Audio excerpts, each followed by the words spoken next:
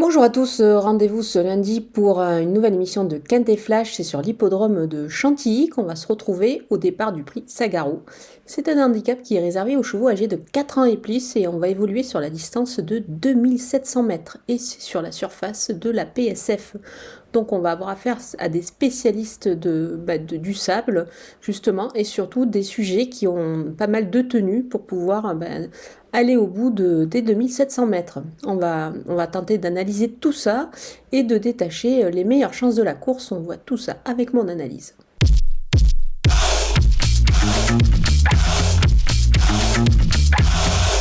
C'est parti, on attaque avec mes bases et le numéro 1, Joker. Il adore ce parcours, c'est tout simplement 2 sur 2 pour lui ici même. Il débute dans les handicaps, certes, mais en 39 de valeur, je pense que c'est quand même pas mal du tout. Il a certainement la pointure d'un tel lot. Il a des lignes plutôt intéressantes, donc c'est pour ça que moi, je le vois passer, pourquoi pas, le poteau en tête. Le numéro 10, Saint-Nicolas, on le connaît bien, ce cheval, il a pas mal de tenues. Il a d'ailleurs gagné sur ce parcours précis. Il est en forme et à cette valeur, moi je pense qu'il est très compétitif. Il est associé à Christophe Soumillon qui s'est tout simplement imposé lors de leur seule association, donc on peut dire que c'est plutôt bon signe. Le numéro 2, Checkpoint Charlie, il vient de refaire parler de lui dernièrement, c'était sur l'hippodrome de Cagnes dans un quintet. Alors certes, il a été pénalisé au poids suite à ce succès, mais je pense qu'on peut encore lui faire confiance. C'est quand même un cheval qui apprécie particulièrement la PSF, donc il devrait pouvoir se montrer à son avantage. On poursuit avec les opposants et le numéro 6, Honor and Pleasure. Alors certes, il a été pénalisé de 4 kilos pour sa dernière victoire, mais je pense qu'il est capable de franchir un cap et de pourquoi pas confirmer dans cette catégorie. Le numéro 13, Escapade Nocturne, est à son affaire dans les handicaps, certes un petit peu moins relevés. Maintenant, il est capable de briller, je pense, sous ce poids qui peut lui donner un petit avantage. Il peut profiter également de sa forme et surtout de sa tenue. Le numéro 15, Master Power, il a déjà pointé le bout de son nez dans cette catégorie-là. Il est capable de répéter et d'accrocher une place ici, je pense. Le numéro 4, Goya Senora, il a été supplémenté pour courir. Alors certes, c'est un cheval qui a quand même démontré pas mal de valeurs, de belles performances sur des distances quand même plus réduites. Maintenant, c'est un test. Ici, son entraîneur estime qu'en vieillissant, parfois les chevaux se sentent plus à l'aise sur les tracés de plus longue haleine. Donc pourquoi pas, ça peut marcher.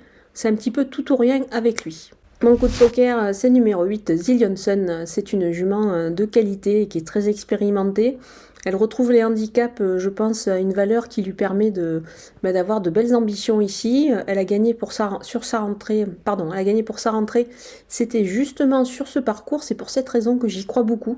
Donc vraiment attention à elle. Je pense qu'il faut la retenir quand même assez haut dans les combinaisons. Du côté des outsiders, avec le numéro 7, Piet. Alors certes, il a été supplémenté, mais il doit quand même un petit peu rassurer avant le coup. Mais c'est un cheval qu'on ne peut pas du tout écarter, qui a démontré qu'il avait la pointure, notamment pour les places. Le numéro 3, Jackson, cela fait quelques temps qu'il a du mal à s'illustrer.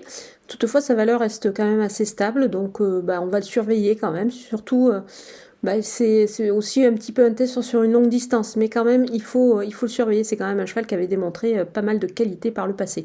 Le numéro 11, Temps Fantastique, c'était pas mal en fin d'année à ce niveau-là.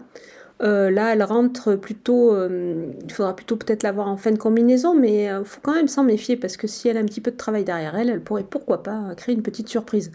Le numéro 14, si tu me le demandais, il a pris 6 kilos lors de ses 2 victoires consécutives. Maintenant, sa marge se réduit un petit peu, mais il faut quand même le surveiller de près. C'est un cheval qui est capable, à l'issue d'un bon parcours, d'accrocher, pourquoi pas, une 5e place.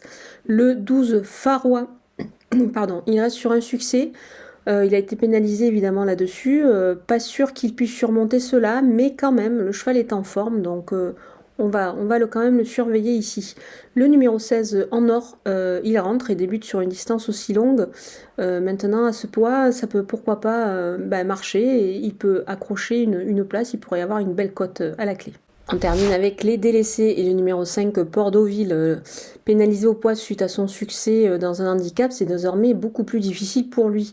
En plus, c'est un cheval qui est quand même plus à l'aise sur le gazon. C'est pour cette raison que je fais l'impasse. Le numéro 9, Speed of Motivator, c'est une rentrée et à cette valeur, il a quand même beaucoup moins de marge. Je préfère l'écarter ici. Voilà, on a passé en revue tous les partants de ce quintet plus ce quantilien. Je vous laisse avec ma sélection et mes conseils de jeu.